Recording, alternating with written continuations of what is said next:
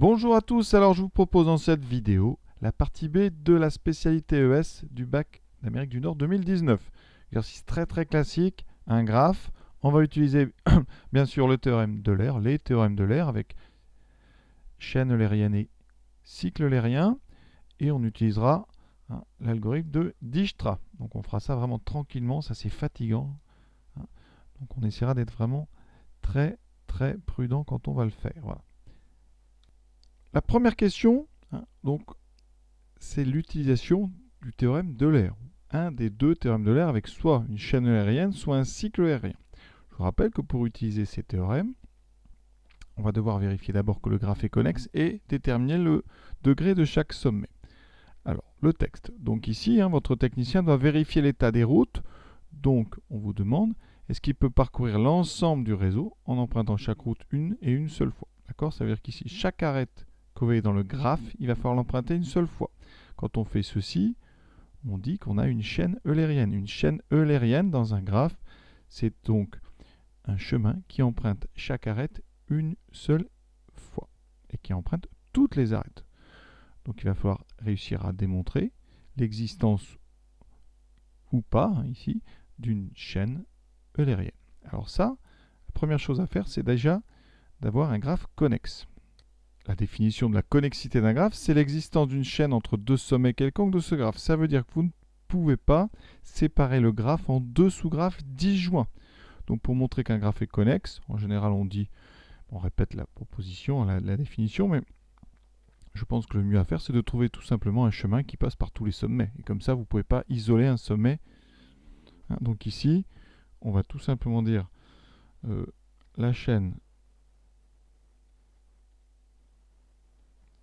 A, alors je prends n'importe quelle chaîne, A, P, E, C, L, B, G, V, voilà, passe par tous les sommets.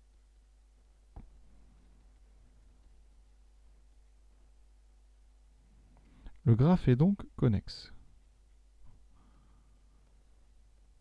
Et pour ceux qui ont un petit peu de mal, on pourra imaginer un graphe, par exemple, avec les trois sommets A, C, P et les 6 autres qui formeraient un deuxième sous-graphe, voilà, comme ça, avec des arêtes un peu partout. Et vous n'auriez pas moyen de passer de l'un à l'autre, d'accord? Donc évidemment, on ne pourrait pas trouver de chaîne eulérienne, puisqu'on ne pourrait pas passer d'un graphe à l'autre. Voilà, donc ici, nous, pas de souci, notre graphe, il est en un morceau. Donc c'est ça la connexité d'un graphe. Donc, les deux théorèmes ou propriétés du cours, elles sont basées sur la connexité déjà, donc vous le dites, une fois que c'est dit, voilà, on n'en parle plus. Et donc, il va falloir déterminer s'il y a des sommets de degrés pairs. S'il y a donc que des sommets de degrés pairs, alors vous avez un cycle eulérien, c'est-à-dire une chaîne qui passe par toutes les arêtes une seule fois et qui revient à son point de départ. Et si vous n'avez que deux seulement, et uniquement deux sommets de degrés impairs, alors vous avez une chaîne eulérienne qui n'est pas un cycle, c'est-à-dire qui part d'un endroit, qui arrive à un autre, et on sait que le point de départ de cette chaîne, c'est l'un des deux sommets de degrés impairs. Voilà, ça c'est le cours. Donc vous voyez, c'est basé sur le degré. Donc le degré d'un sommet, c'est tout simplement le nombre d'arêtes qui partent de ce sommet. Donc on a besoin d'un tableau tout simple où on va indiquer après chaque sommet son degré. Donc les sommets, on va les mettre A, P. Alors on peut peut-être les mettre dans l'ordre. Je vais les mettre dans l'ordre du graphe. A, P, C, E. Bon, à peu près, il n'y a pas. L'ordre n'est pas important, bien sûr. P et G. Le sommet A. Une, deux arêtes. Degré 2. C'est pair. P, 1, 2, 3, 4. C'est pair. C, 1, 2, 3, 4. C'est pair. E. Oui, 1, 2, 3, 4. Je réexplique pour peut-être ceux qui. Donc E, vous voyez, il y a 1, 2, 3, 4 arêtes. Donc son degré, c'est 4. L, alors lui est intéressant. 1, 2, 3, 4, 5. Donc degré impair. V, 1, 2, 3, 4. B, 1, 2. Et donc G est forcément impair. Vous voyez, dans un graphe connexe, eh bien, quand on a un sommet de degré impair, on a forcément un deuxième quelque part. Donc c'est G, degré 3. Donc les deux points qui vont être vraiment importants, c'est les sommets L et les sommets G. Donc ici, eh bien, on est dans le cadre de la deuxième propriété. On a deux sommets uniquement de degré impair, entre parenthèses L et G.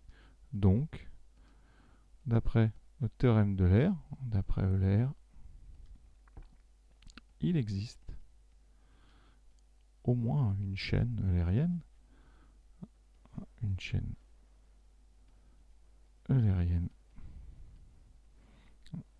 dans le graphe, d'accord? Et on sait que le début et la fin de cette chaîne sont L et G. Voilà, L et G ou G et L. Vraiment, il n'y a pas d'ordre.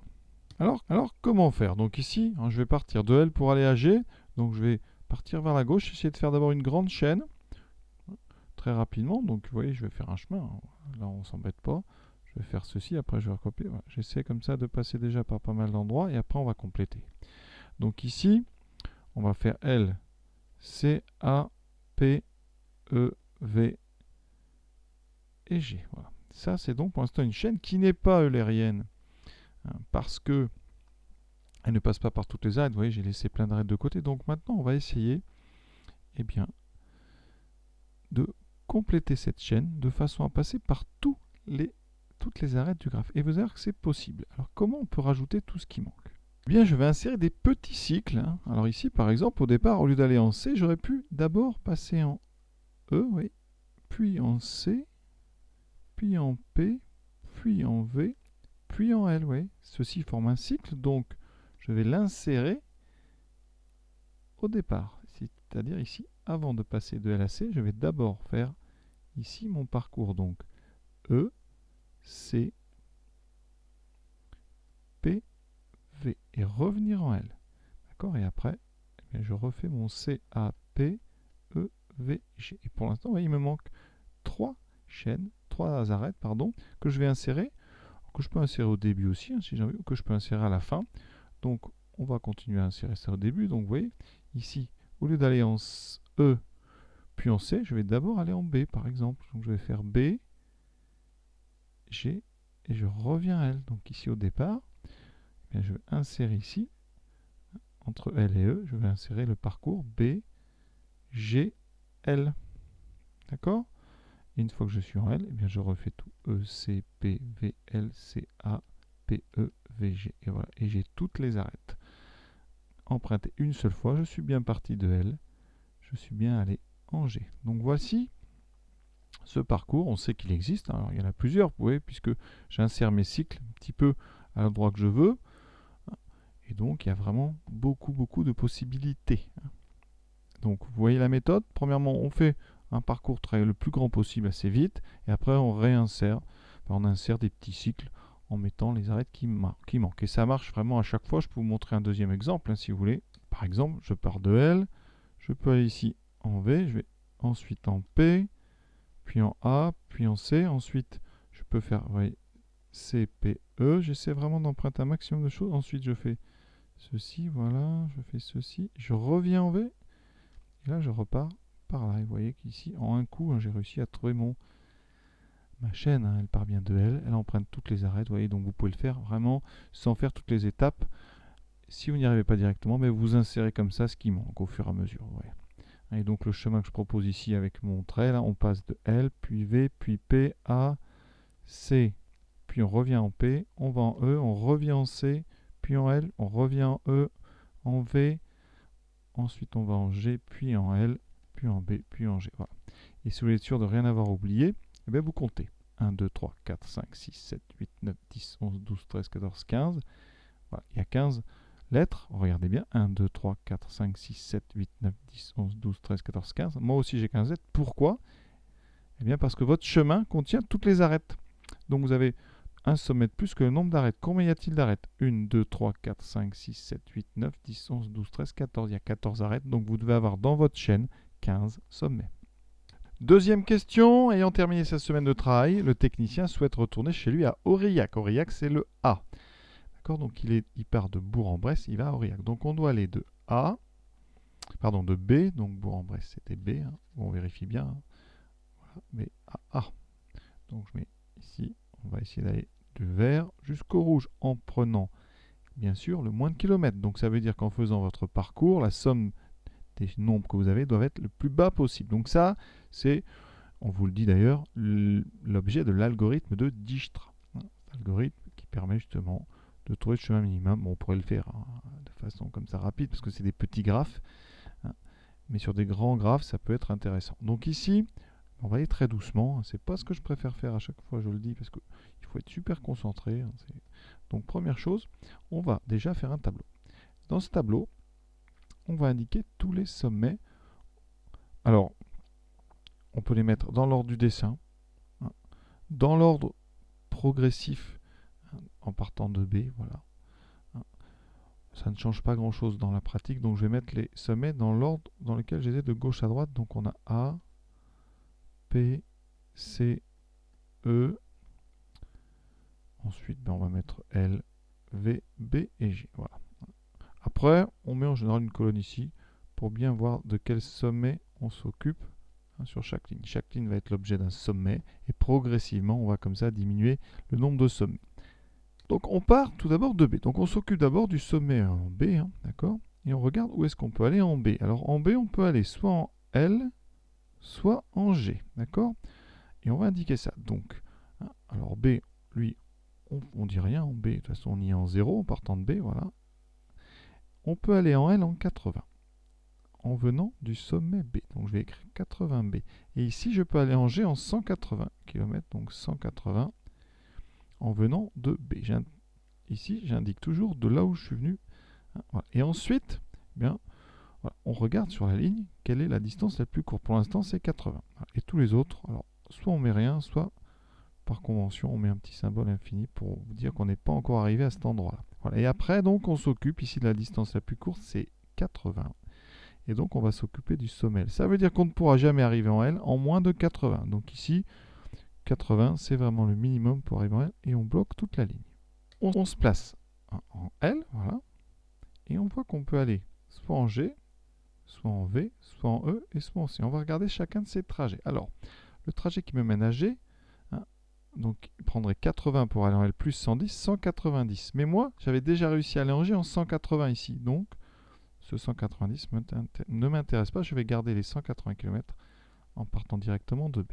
Ensuite, je peux aller en V en rajoutant 100 à mon 80. Ça fait 100 plus 80, 180 pour aller en V. Donc ça, c'est pour l'instant la meilleure distance pour aller en V. Ensuite, je peux aller en E en rajoutant 70. 70 plus 80, 150. Alors attention, je fais une petite erreur juste avant. Ici, 180 km en provenance de L. Important de ne pas se tromper. Ensuite, ici, mon E, je vais donc en 150 en arrivant par L. Et je peux aller en C en 180 plus 80, donc 260 en arrivant de L. Pour les autres sommets A et P, je n'ai pas réussi encore à les atteindre. Et maintenant, eh bien, je vais continuer. Ici, quelle est la distance la plus courte? C'est E. Donc je vais bloquer. Je ne pourrais pas faire mieux qu'arriver en 150 km en E. Et donc je vais fermer le sommet E. La colonne, c'est juste indicatif. Je me place donc maintenant en E et je regarde en E. Alors je ne vais pas retourner en L, ça allongerait. Donc celui-là, on ne le reprend pas. Je peux aller en C, en P et en V. On ne reprend jamais un chemin qu'on a déjà parcouru. Ici, le chemin qui me mène à C va rajouter 140. Moi, j'avais mis 150 pour arriver en E, 150 et 140, 290 pour arriver en C. Ça ne me va pas parce que j'avais réussi à y aller en 260. Donc, je vais garder ce 260 L. Ensuite, je peux aller en P en rajoutant 80. Donc, comme j'avais jamais réussi à aller en P, ça va être pour l'instant mon minimum. Donc, je fais 150 plus 80, 230, mais en venant de E. Et je peux aller en V en rajoutant 100 à mes 150, c'est-à-dire 250 pour aller en V. Ça ne me va pas, j'avais déjà réussi à y aller en 180. Donc je vais garder le 180 en venant par L. Je n'ai toujours pas atteint le point A. Et le point ici, G, ici, pour l'instant, eh bien, je ne l'ai pas. Je suis toujours à 180 en arrivant de B. Vous voyez, je baisse quand je n'ai pas atteint le sommet. Et maintenant, quel est le minimum? Eh bien, on a deux. On a 180 de L ou 180 de B. Et la règle, eh bien, c'est de prendre le chemin qui comporte le moins de sommets. Donc la route qui va à V en 180, eh bien, elle comprend deux étapes, alors que la route qui va en G comprend une. Donc je vais garder le 180 ici, je vais bloquer cette ligne. D'accord? Et donc ici, je vais fermer le point G. Je me place donc sur le point G et je regarde. Alors ici, je ne vais pas retourner en B, ça serait trop un détour. Ici, c'est pareil en L, donc je peux aller par contre en V en rajoutant 90. Donc, je peux y aller en...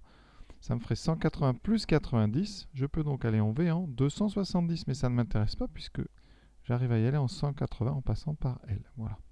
Ensuite, pour les autres, rien de nouveau. Donc là, on réécrit tout ça. Et vous voyez qu'on va s'occuper maintenant du sommet V. Donc, ici, V. Je me place en V. Il me reste de moins en moins de chemin, puisque j'en ai déjà pris 3. Je n'en ai qu'un possible, c'est le chemin qui va en P. Je vais rajouter 100. Donc j'arrive en 180 en V, je rajoute 100, je peux arriver en 280 en P.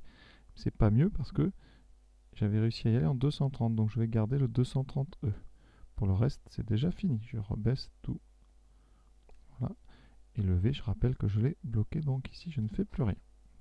Le plus court, c'est pour l'instant 230. Donc je bloque le sommet P et je me place en P. Ici, deux nouveaux chemins. Celui-ci qui va en C et celui qui va en A. Pour l'instant, j'ai 230 au compteur. Je rajoute 130 pour aller en C, ce qui me ferait 360 pour aller en C. Ça ne me va pas parce que j'ai réussi à y aller en 260 en passant par L. Donc c'est lui que je garde.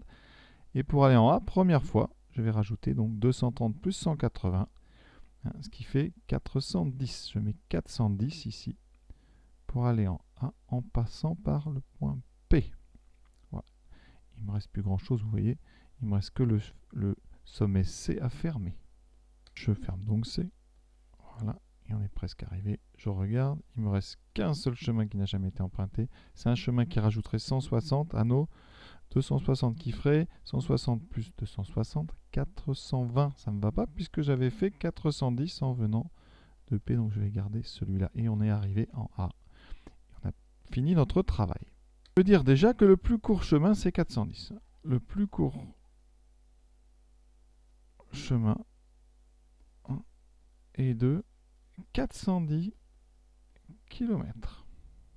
On va le donner quand même pour vous montrer que l'intérêt d'avoir écrit les lettres ici à chaque fois. On est donc en 410 en A. En venant de P, donc je vais regarder en P, j'ai réussi à y aller en 230 km.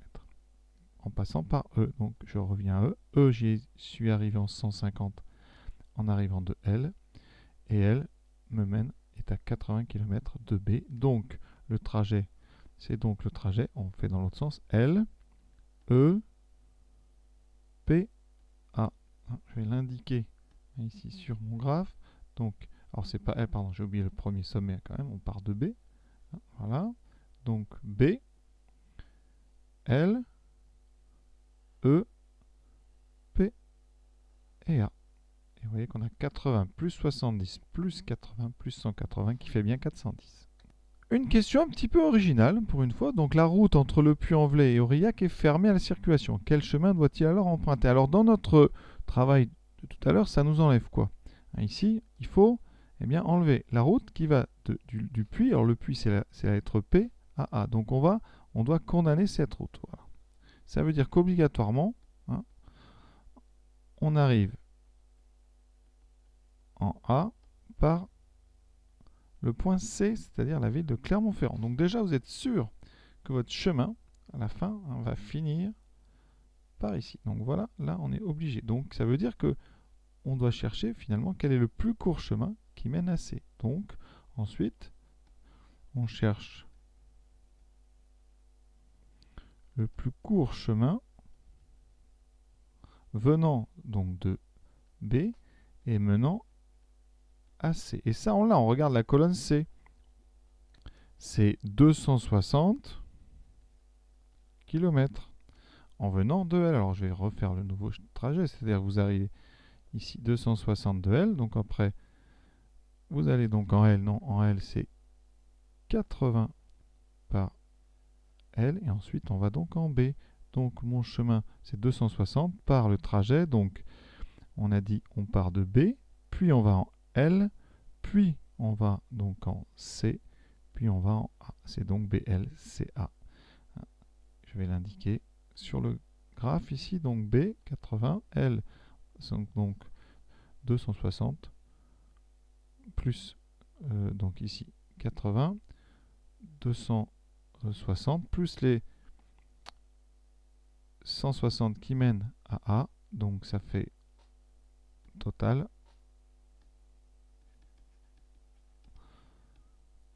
260 plus les 160 qui mènent de CA, c'est donc 420 km. Donc voilà la réponse. Vous voyez qu'on peut comme ça utiliser le tableau si un sommet est condamné. Voilà, cet exercice est terminé, plutôt sympa, un petit peu fatigant toujours l'Ishtra, comme je l'ai déjà dit encore une fois, mais un exercice plutôt plaisant. Voilà, à très bientôt.